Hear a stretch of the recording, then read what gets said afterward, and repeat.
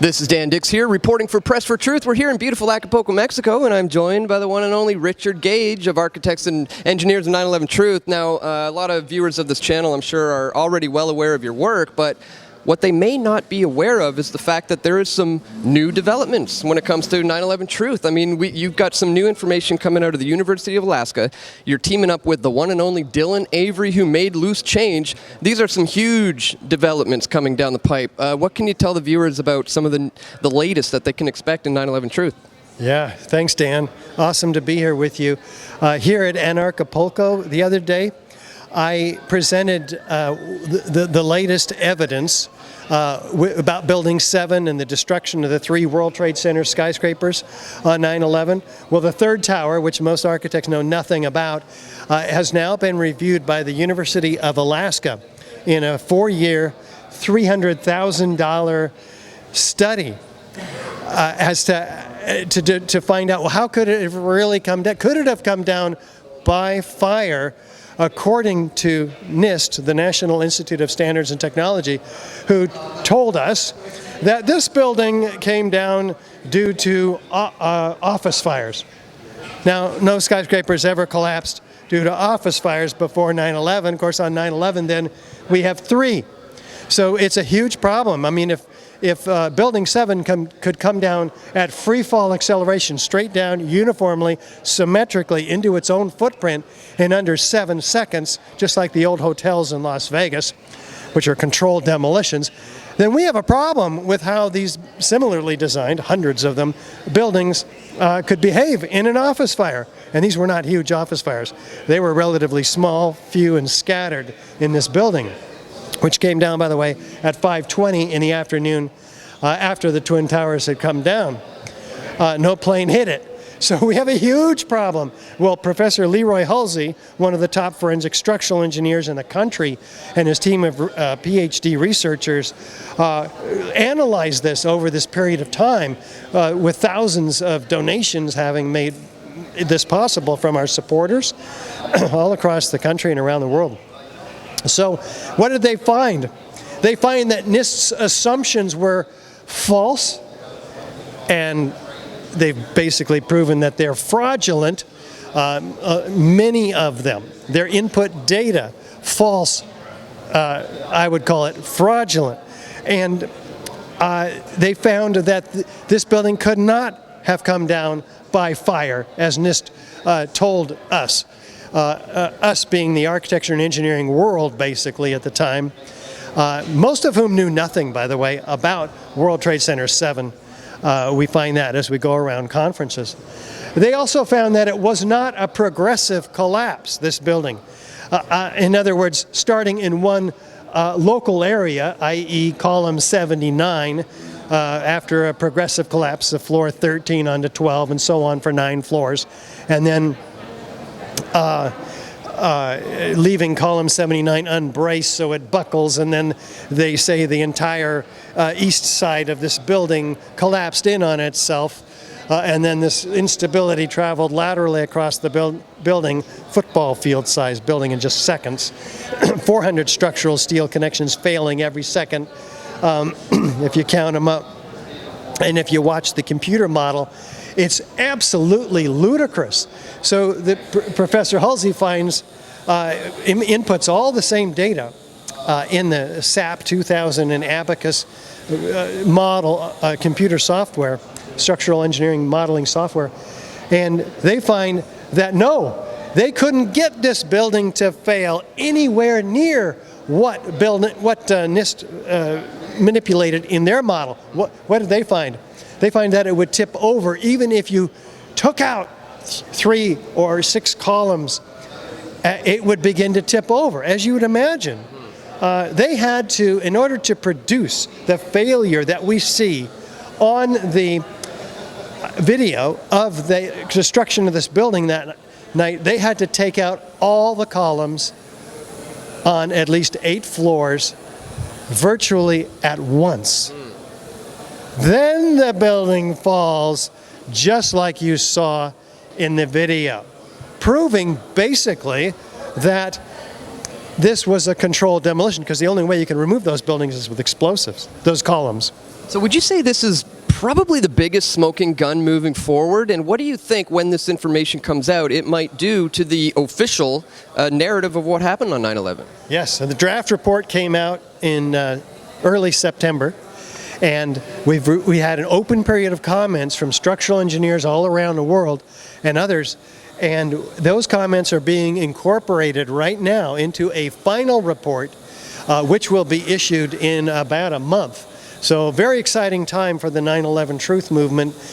This will go to every structural engineering university in the country, all the organizations that deal with standards and structures and so forth, American Society of Civil Engineers, at which chapters we've been giving this presentation by our engineers all around the country, because they specifically, the parent organization, American Society of Civil Engineers, they have outright rejected any input, but their chapters are allowing us, because they're keenly interested, and this is being censored from their top-down organizations. Same with the American Institute of Architects, which has 80,000 members, of which I'm one. They have not issued one bulletin on the third worst structural failure in modern history. And it's like this black box. I mean, this is serious. Again, hundreds of similarly designed buildings. This should be the most studied building failure ever, after the Twin Towers, perhaps. So people know nothing about it. So we go around the country to conferences educating architects and now engineers with this report. And we'll be speaking about it in the DC area at a major university there in late March. And a very exciting time for us. So this will be the announcement of the final report. We're launching it on the world. We're going to send postcards to 20,000 engineers all around the country, and email it to all around the world. That's amazing. Well, one of the other things that I know you're going to be doing, which I'm very excited about, is the fact that you're going to be hooking up with award-winning documentary filmmaker Dylan Avery, who created Loose Change, who I would venture to say has received possibly billions of views over the last, whatever it's been, 15 years since it came out. It's quite possible, hundreds of millions of views at least. So how did that come about? How did you get to link up with Dylan Avery, and what do you think people can expect from this film? When's it going to come out?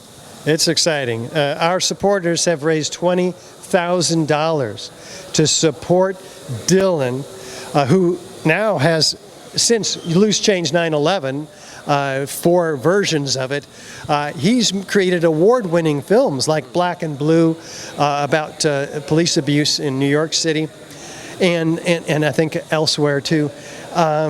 He's created an original score. He's working with a composer.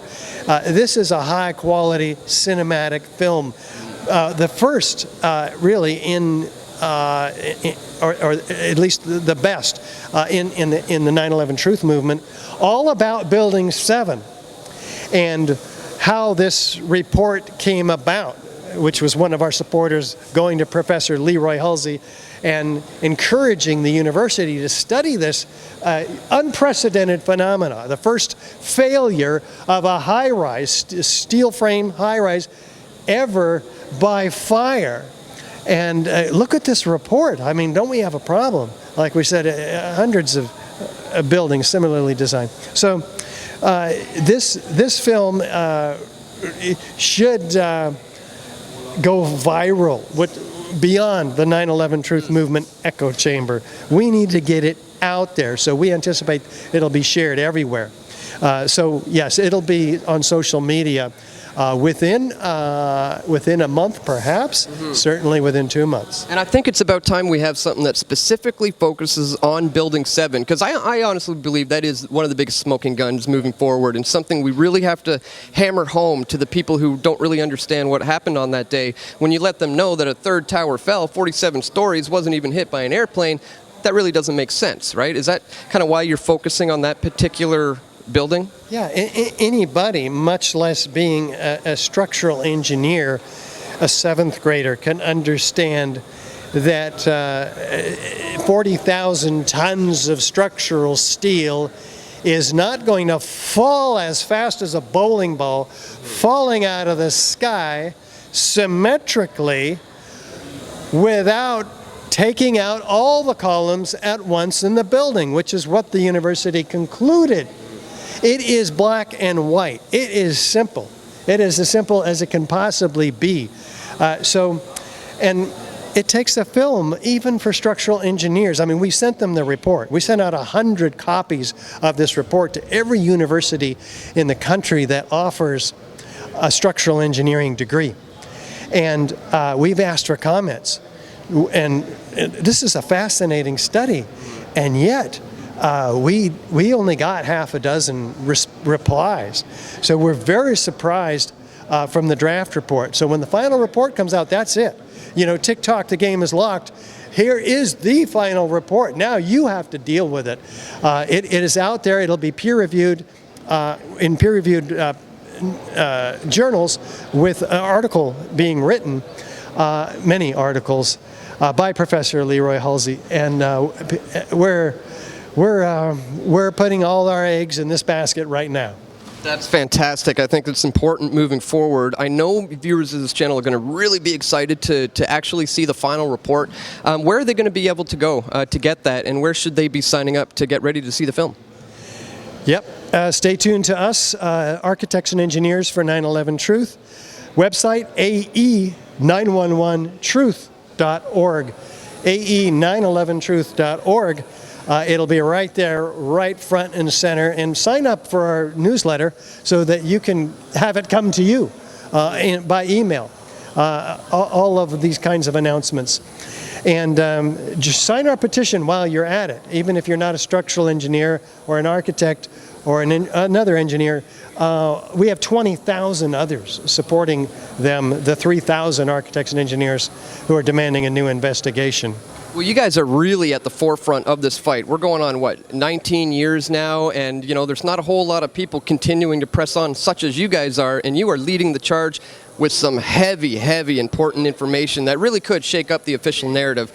So I really strongly encourage people to sign up to the newsletter. So, I mean, you may forget about the report or something. Sign up to the newsletter so you don't miss it when it comes out. I think it's fantastic work you're doing, Richard, and I want to encourage you to keep it up.